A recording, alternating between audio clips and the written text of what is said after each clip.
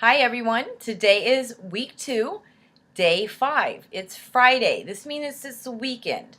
How do you do on the weekends? Do you get off track? Do you get sidetracked? To me, I look at it this way. Is that when you're trying to work and you're trying to figure out what time of the day you're working out, and you may stay up late trying to get chores done, or you may have done cardio at night and you're like all pumped, you can't go to sleep, and you can't get up in the morning, and especially in the beginning when you're just trying to develop a system and a routine, then it's crazy. So I look at the weekends as actually a blessing, is that we may have plans, we may have our family home, but you have all day. You're not in a rush. So my thing is get up in the morning, cook something that is going to give you nutrition.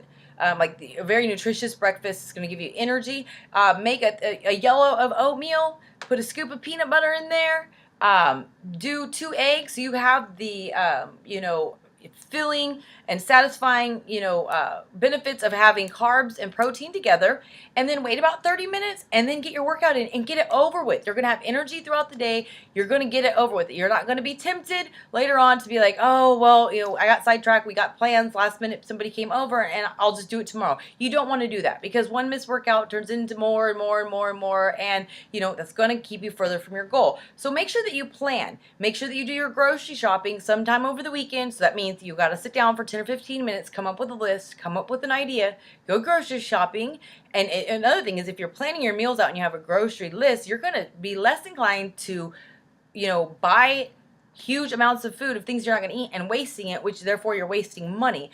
And then take, a couple hours Sunday morning and, get everything ready. It really shouldn't take that long. You get a pot of quinoa or brown rice, or even cook some sweet potatoes, get some chicken in the oven or on the grill, some steel cut oatmeal's made up. It really only takes about 10 or 15 minutes to get that started, and maybe about an hour cook time, but you could just sit there, you could get it all going, do your workout, boom, done. So plan ahead. Don't let the weekend sidetrack you and derail you. Stay focused on what you need. I want to know what time of day you're working out and come up with a schedule. Let me know how you're doing. Things should be getting easier this week. By now, maybe people were saying that they're noticing some changes. So I know that that's going to be a boost of confidence. And it's great when other people see it, because we can be our own, toughest critics. Tomorrow is going to be our stat day, which means you're going to remeasure, reweigh, and take progress pictures. You don't have to share them. If you want to share them with the group, that's fine. It's completely private. I won't share anything outside of the group unless I have somebody's permission, in case you're worried, because you probably see me sharing a lot of pictures. I never share anything that is not have been approved by the actual person, because we don't want anybody to feel uncomfortable or violate your privacy. That's very important. But do these, because the thing is, even myself, I'll look in the mirror and I'm like, God, I don't see any changes. When I do a side-by-side comparison, I really can see how far I've came. It's hard when you're looking in the mirror every day and when you are just your own tough critic, and we're rough on ourselves. So take pictures.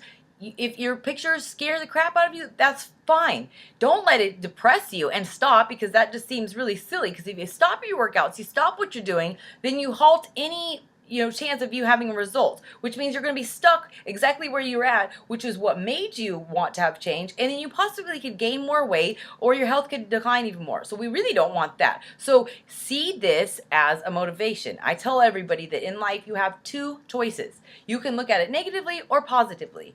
I'm not saying that negative things, you aren't going to have the automatic reaction of maybe anger or sadness or fear, but you have the choice of how you react to it. So use this as your motivation to stay on track. Focus on small goals. 5 pounds here, 5 pounds there. Don't look at the, I have 100 pounds to lose or 50 pounds to lose, because that seems daunting. But look at it as that if I just am diligent and I set a small goal, 5 pounds per month, then eventually I'll get there. You'll get there a whole lot faster than if you just stop.